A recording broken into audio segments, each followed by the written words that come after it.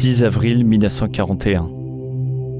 Dans la foulée de l'invasion de la Yougoslavie par les forces de l'Axe, Ante Pavelić, fondateur du mouvement des Ustashi, devient le dirigeant de l'État indépendant de Croatie, mis en place par les Allemands et les Italiens. Braćo, Ustaše, danas su oni, luđaci, danas su oni, malodušnici, danas su oni, tuđi plaćenici, a mi smo nezavisna država Hrvatska. Cet État englobait alors la majeure partie de la Croatie, de la Bosnie-Herzégovine ainsi que la région de Sirmia, une petite partie de la Serbie actuelle. Allié de l'Allemagne nazie pendant la Seconde Guerre mondiale, le régime des Ustashi est un mouvement nationaliste croate d'idéologie fasciste. Dès son arrivée au pouvoir, Ante Pavelić revendique la constitution d'une grande Croatie, ethniquement pure, et met en place un ensemble de lois racistes et xénophobes, de 1941 à 1945, afin d'isoler et d'assassiner des Serbes, des Juifs, des Tziganes ainsi que des opposants politiques. Les autorités Ustashi établirent de nombreux camps de concentration, dont le complexe de Jasenovac. Jasenovac camp was established in August 1941. It was the biggest concentration camp on territory of independent state of Croatia during Second World War in a period between 1941 and 1945.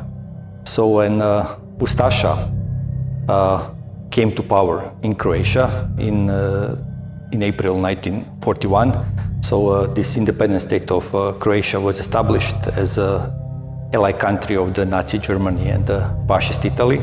Very soon racial laws were declared in that country, which were against Jews and Roma people.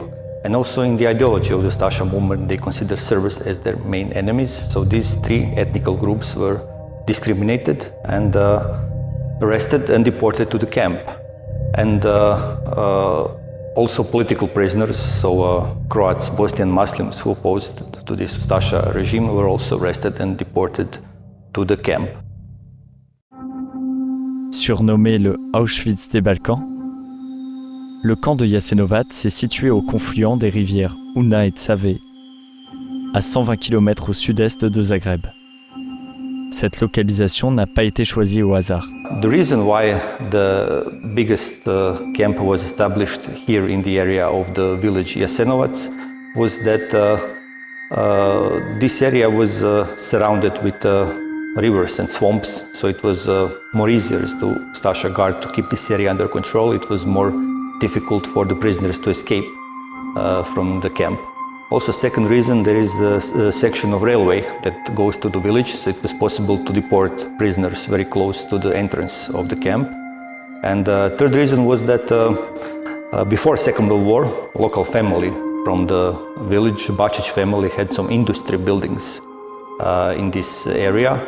So Ustasha presented this as a labor camp to the public, but the reality was something completely different, that majority of the people who were arrested and deported to the camp were also executed in the area of the Jasenovac camp.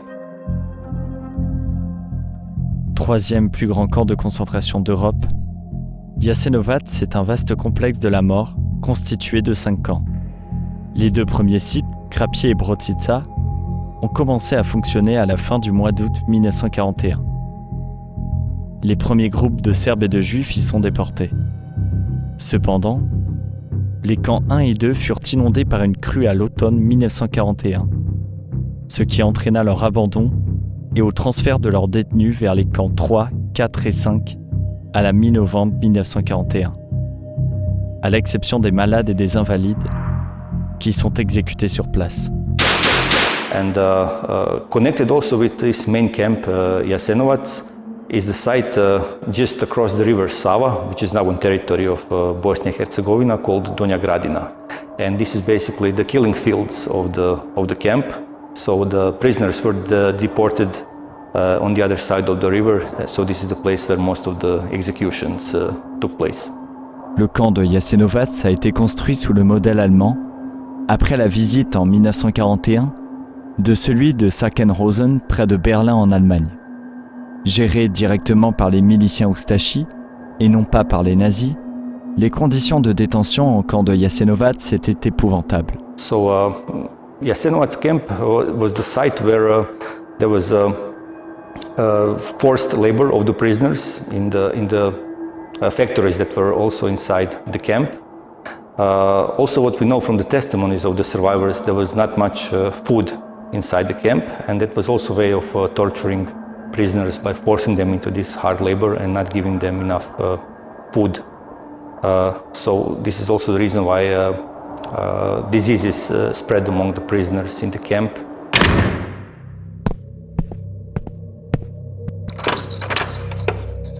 Egon Berger, un survivant du camp de Jasenovac, écrit « Au début, les détenus avaient encore une certaine fierté. Certains refusaient de montrer qu'ils cherchaient à être les premiers servis ou les derniers si la soupe était épaisse. C'est en ces moments-là que les hommes révèlent leur caractère. Mais plus tard, quand la faim est devenue insupportable, nous n'étions plus des êtres humains. L'indifférence signifiait une mort rapide. En raison de la destruction de nombreux documents, il est difficile d'établir précisément le nombre de victimes du camp de Jasenovac. On estime toutefois que plusieurs milliers de personnes furent assassinées entre la création du camp en 1941 et son évacuation en avril 1945. The issue of the number of how many people died in Jasenovac camp was often politicized in the past, and that was the reason why Jasenovac Memorial Site in 2005 made a decision to start working on a victims list. So we started working from one of the lists that was made in the 1960s by the Federal Bureau of Statistics of Yugoslavia. And in that list, there were the names of the 59,000 victims.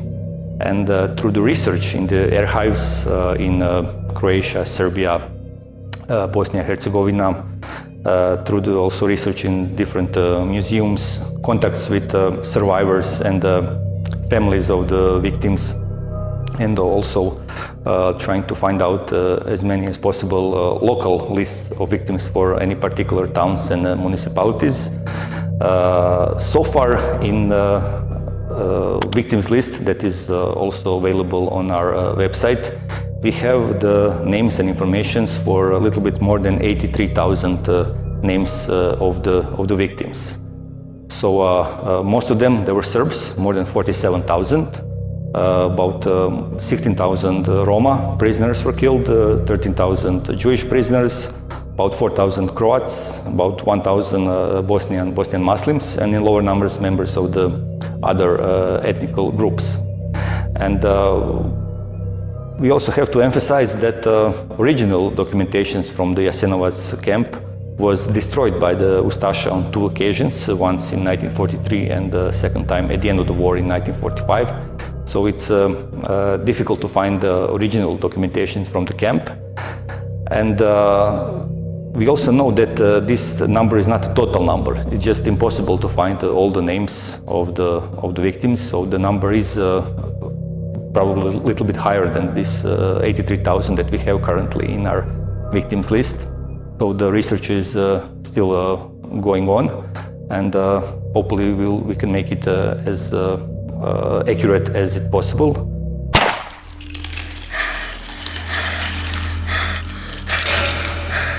Le camp de Jasenovac est considéré comme le camp de concentration le plus monstrueux de la Deuxième Guerre mondiale.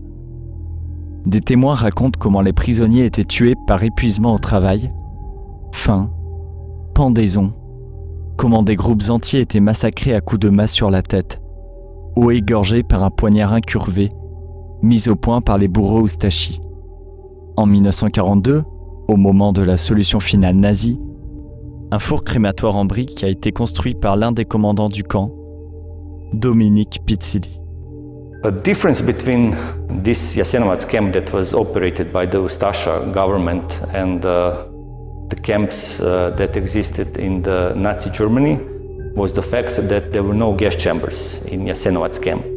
So Jasenovac camp was a very brutal place, and a lot of these executions happened with cold weapons, with knives and hammers. So it was very brutal and a bloody place. Most of the mass graves are now just across the river from Jasenovac's memorial site, which is now on territory of Bosnia and Herzegovina, around the village of Donja Gradina. And we know for more than 120 mass graves on that part of the camp, and this is the place where most of the executions happened. So prisoners were deported from one side of the river to the other, and among the prisoners were groups of so-called grave diggers, and their job was to prepare already those mass graves at the site on the other side of the river. So when prisoners were taken to the other side, this is where executions took place, and bodies of the prisoners that were killed were thrown into those mass graves.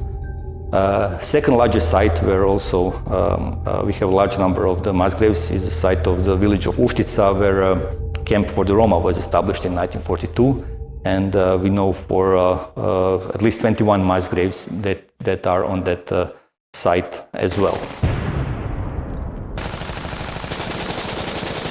Au début du mois de mai de 1945, les partisans yougoslaves, commandés par le dirigeant communiste Tito, s'emparent de Jasenovac. Well, the last days of the camp were in April 1941, on the 21st and 22nd April. So on the 21st April 1945, the last remaining group of women, about 600 that were still in the camp, were killed, and the men knew what happened, and they knew that the end of the war is coming, and they expected that the same destiny is awaiting them as well. So on the last counting of the prisoners, on the night of 21st April 1945, there were still 1,073 men inside the camp. And during that night, from 21st to 22nd April, about 600 men who were still strong enough, healthy enough, they decided to organize themselves and try to escape from the camp. So in the morning of the 22nd April, the group of these 600 men broke to the door of the building they were put in, and they started running towards the gates of the camp. And also the whole camp was surrounded with a wall, and there were the guard posts with Ustasha guards on that wall.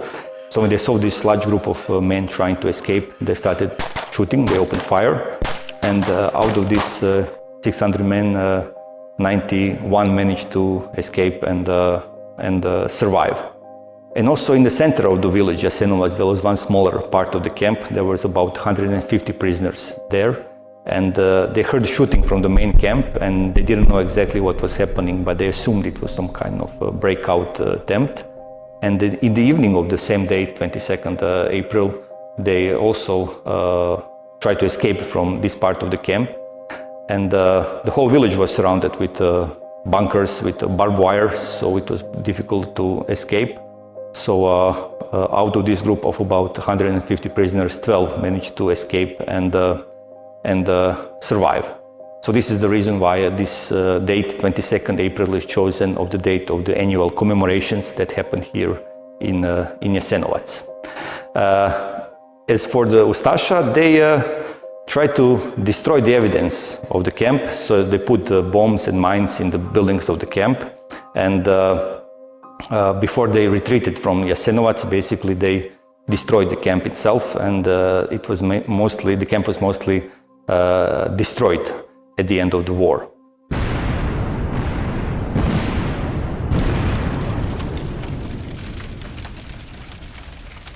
Le camp de Jasenovac fut incendié le 24 avril 1945, peu avant sa libération par les troupes de Tito.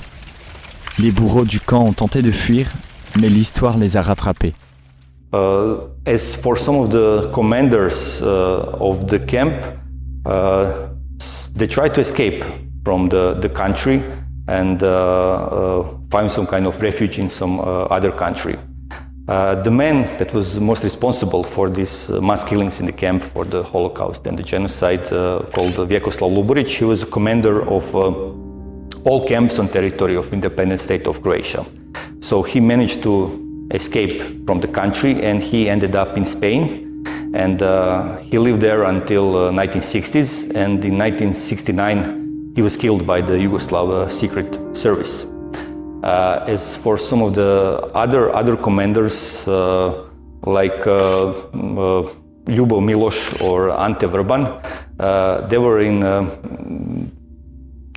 camp for the prisoners of war outside of Yugoslavia, and in 1947 they had the plan to return back to the country. At the time it was Yugoslavia, and to start a guerrilla fight against the new government. But Yugoslav Secret Service very soon found out about the plan, and Miloš and Vrban and also their people also who were part of this group were arrested in 1947, and in 1948 there was a trial for all those members of the Ustasha movement that returned back to the country. And for example, Miloš and Vrban were sentenced to the death penalty, as also the most of the members of that group. So also some of these officers from the camp were caught immediately after the war in 1945, and also they were trialed and they received a death sentence. En 1966, pour ne rien oublier et rendre hommage aux victimes, le musée mémorial de Jasenovac s'est inauguré par le régime de Tito. Jasenovac Memorial Site was established in 1968, so 23 years after the end of the Second World War. It took some time for the government in Yugoslavia, the communist government, to establish this memorial. It was a little bit complicated story because Yugoslavia was a multi-ethnic country, and this place, Jasenovac camp, showed the hate of this most extreme part of the Croatian population against the Serbs, against the Jews, against the Roma. So I guess it took some time for the government to find a way how to tell the story, what happened here in the camp. So first initiatives to have some kind of monument here happened in the early 1960s. Le monument commémoratif de Jasenovac a été conçu par Bogdan Bogdanović, un architecte serbe. Il s'agit d'une fleur monumentale en béton de 24 mètres de haut, symbole d'universalité et d'espoir.